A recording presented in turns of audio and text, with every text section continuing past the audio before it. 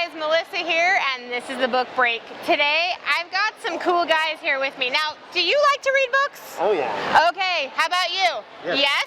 Let's go talk to some authors. Right. I am here with Shelly Brown. Thank you so much for being here with me, Shelly. You're welcome. Okay, so you've been writing for a while.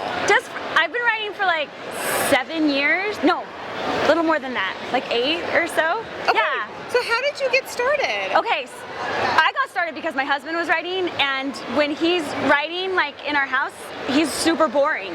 Like he's just sitting there with like a computer, and it's absolutely boring.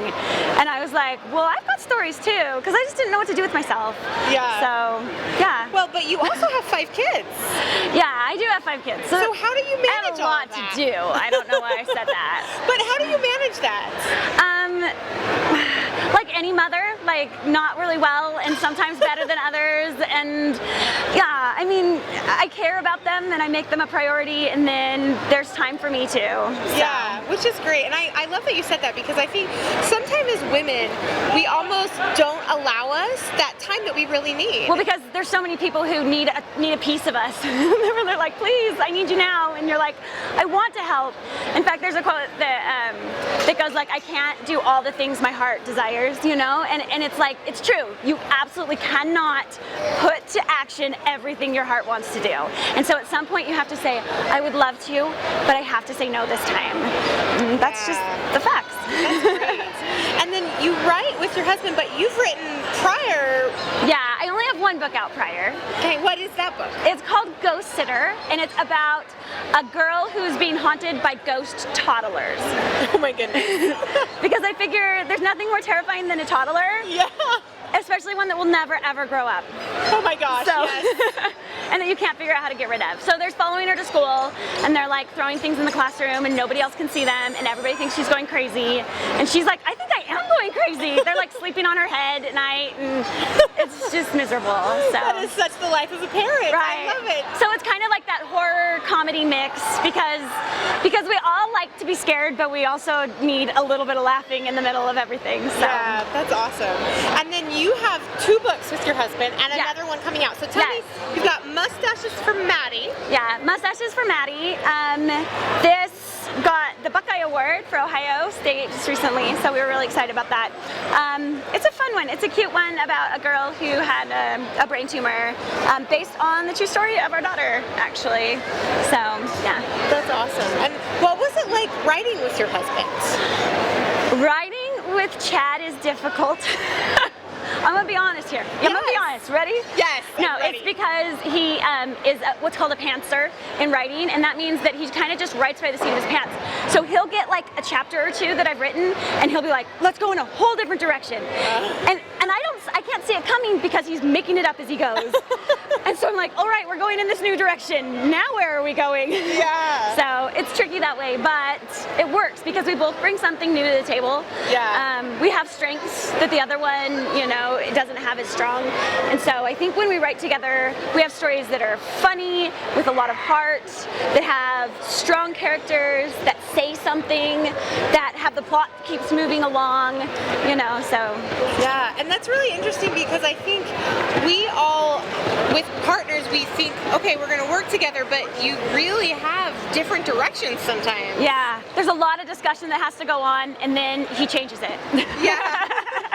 That's awesome. And then you have your newest book, Squint. Yes. And how did this story come about? That was from your daughter, but where did this story come from? Good question. So we actually knew a gentleman who was an artist who was blind, but he had gone blind gradually. And so we were just inspired by the idea of this man who didn't have vision, but still had passion. And so this is about a boy who has an eye disease called keratoconus. And so he's losing his vision little bit by little bit, but he's a comic book artist. And like that's like his life.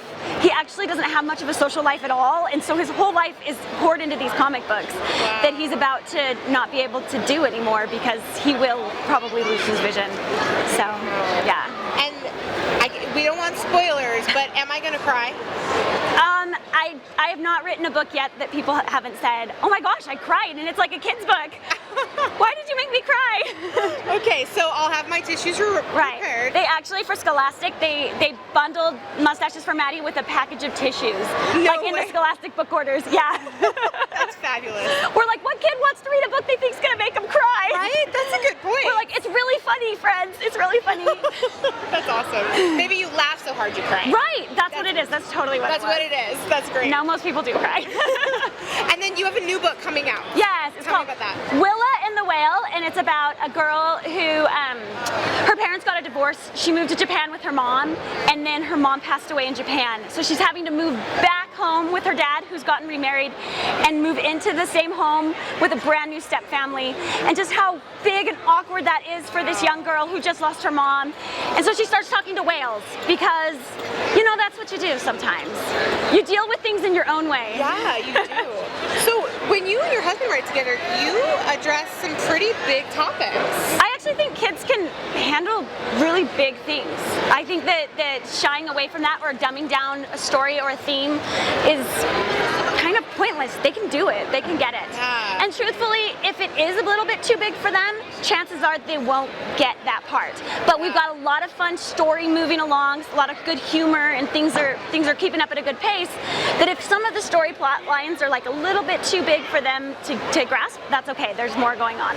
Yeah, and I think that's really admirable, because so often people think that kids can't take it, and so they don't know where to go, and this gives them a place to go, Right. to read about it. Well, and to give them an opportunity to, one, see people like them, because kids are going through hard things. Yeah. And two, be able to have hard discussions over things that they see their friends going through, or things that they don't understand. You know, we have to have those. Life's hard. Yeah. And kids can handle some things. Nothing too crazy, but Right. but yeah, don't underestimate them. That's great. Well, thank you so much, Shelly. It's been so great to talk to you. Thanks. Likewise. Thanks. And thank you for joining us on the Book Break. We will see you next time.